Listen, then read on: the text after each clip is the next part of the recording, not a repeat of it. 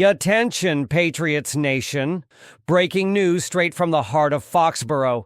The atmosphere behind the scenes is on fire, and that's no exaggeration. Something big is brewing behind the curtains, and the pieces are finally falling into place in a way we haven't seen in a long time. Mark my words. Change is in the air. The team is more focused, the locker room is more united, and there are people on the inside saying that 2025 might just be the year everything turns around. If you're one of those fans who never gave up on the team, even during the tough times, if you believe that Patriot Blue still runs deep through the veins of Foxborough, if you feel like the Patriots are about to shut a lot of mouths this season, then do this right now. Smash that like button, because this season is shaping up to be unlike anything we've seen in recent years. Let's blow up the comments and show the world that our fan base is alive and loud. Drop it below. Go Pats! I believe, because let me tell you something. I truly believe the Super Bowl isn't just some distant dream. It's a real goal, a real shot, and it starts now. The countdown has already begun. The only question left is, are you ready for the next chapter in Patriots history? Forget everything you thought you knew about the Patriots wide receiver room, because the conversation just took a dramatic turn.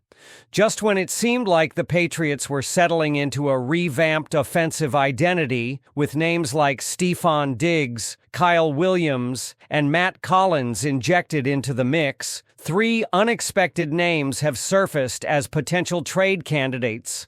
But here's the twist. All of them come with big red flags. And yet, the upside? It's massive. This could be the moment that shapes the Patriots' offense for years to come, or sinks it further into mediocrity. Let's start with the flashiest name, the one that immediately lights up every fan's imagination, Chris Olave. Yep, you heard that right. Chris Olave, the New Orleans Saints' electric wide receiver, has been floated as a potential target. There's no confirmed deal on the table, but the buzz is real. Sarah Marshall of Musket Fire recently suggested the Patriots should pounce if the Saints open the fire sale gates. With Derek Carr's potential retirement looming and the Saints staring down a 2025 season likely led by unproven rookies like Spencer Rattler or Tyler Show, New Orleans could be looking to flip top-tier assets for draft capital. That includes Olave, despite him being their clear WR1. So what makes Olave so tempting? His production speaks for itself. In just his first 2 seasons, he racked up 72 and then 87 receptions for over 1,000 yards each year. Even with a concussion history, he's a top-tier talent, a legit route technician who can change a game. Pairing him with Stephon Diggs and rookie standout Kyle Williams, it's a fantasy football dream turned Foxborough possibility.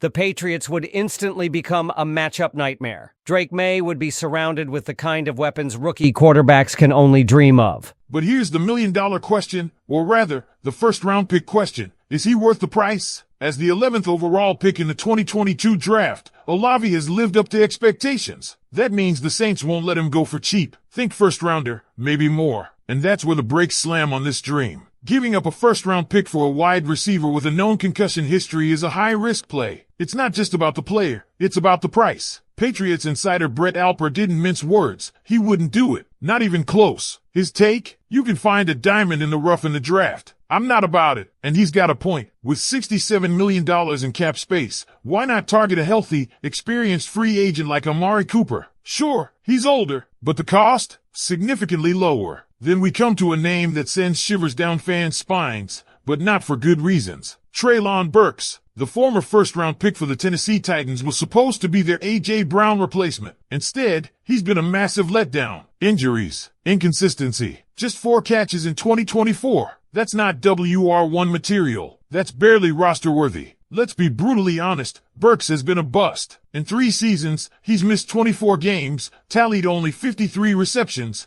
and scored a single touchdown. His route running? Questionable. His hands? Inconsistent. His durability? Practically non-existent. Brett Alper didn't hold back either. This man is a bum. He cannot stay on the field. He cannot catch the ball. He cannot run routes. There's no sugarcoating it. Even calling him half the wide receiver and N'Keal Harry feels like a stretch, and Harry is no longer in the league. So why even mention Burks? Because Mike Vrabel has a tendency to bring in former Titans, and that makes Burks, sadly, a real possibility. But let's be clear, this would be a disaster. Trading for Burks would not only waste draft capital but also inject even more instability into a position group already under scrutiny. Patriots Nation deserves better. Now, let's shift gears to the most intriguing candidate of all, Christian Watson of the Green Bay Packers. At 6 feet 4 inches, 208 pounds, Watson is the kind of vertical weapon this team is missing. He's entering the final year of his rookie deal. The Packers just drafted wideout Matthew Golden in the first round, and that could open the door to a Watson trade. He's a true deep threat with 21.4 yards per catch in 2024. That's elite territory. Imagine it, Stephon Diggs on one side, Kyle Williams in the slot, and Watson streaking downfield on the other. Drake Maye has a cannon, and Watson's the kind of player who can go up and get it. Hey, F it, Christian Watson down there somewhere, as Alper joked. It's the kind of risky, high-reward move that could define an era. But it's not without complications. Watson's recovering from ACL surgery, and while he's young and his ceiling is high, knee injuries for vertical receivers are career-shaping, if not career-threatening. Add to that the fact he's in a contract year. Trade for him now, and you risk losing him for nothing in 2026 unless you're ready to open the checkbook. Do you pay him? Do you rent him for a year and gamble on a playoff push? Are the Patriots even in that position? That's the conflict, the price versus the potential. A fourth-round pick could get the deal done. Maybe a third. In that case, you're not mortgaging the future, but you are taking a swing. And if the team really believes in Drake Maye and a 9-10 win ceiling this season, maybe it's worth it. Maybe Watson's the spark that lights the fire. At the end of the day, none of these names are clean, slam dunk acquisitions. Olave's a star, but he's expensive and risky. Burks is a project with more red flags than promise. And Watson, a tantalizing blend of size, speed, and upside, tempered by health concerns and contractual uncertainty. But make no mistake, these are the kind of decisions that define a GM's legacy and a franchise's future. So here's the question for you, Patriots Nation. If you're in charge, who do you pull the trigger on? Do you go all in on Olave and his dazzling potential despite the concussion risk and the first-round cost? Do you roll the dice on Watson, hoping to snag a true vertical threat for a relatively low price, even if he walks next year? Or do you stay the course with what we've got and keep the draft capital intact? Sound off in the comments. What wide receiver would you trade for? Would you make a bold move or play it safe? Let me know below. And don't forget to subscribe. We're just one away from 26,000 and I want you to be the one that gets us there. Let's dig even deeper